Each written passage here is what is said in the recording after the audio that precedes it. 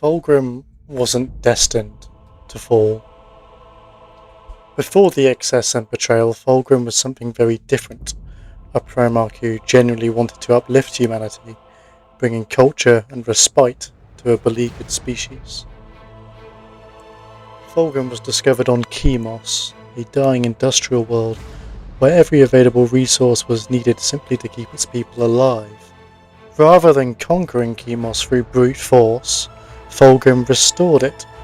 He reorganized its industries, repaired its failing infrastructure, and transformed a world on the edge of extinction into a functioning civilization.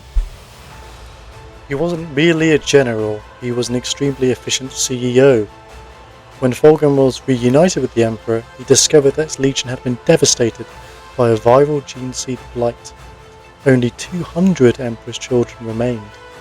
Other Primarchs might have considered such a force an embarrassment. Fulgrim instead rebuilt it, warrior by warrior, restoring his son's pride and honour until the Third Legion could campaign independently again. This is what Fulgrim's pursuit of perfection originally meant. It wasn't merely vanity. It was a belief that humanity could overcome its flaws through disciplined culture and relentless self-improvement. The Emperor's children studied art, music and philosophy alongside warfare. They weren't satisfied with simply winning battles. They wanted every victory to demonstrate what humanity could become.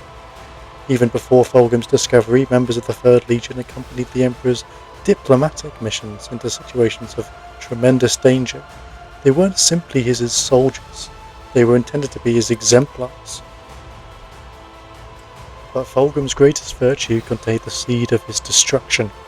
If perfection was possible, every mistake became intolerable. Every criticism became a personal attack. Fulgrim didn't want to simply excel. He needed others to recognise his excellence at all times. During the conquest of the Lair, Fulgrim discovered an alien sword containing a demon of Slaanesh. The weapon didn't immediately transform him into a traitor.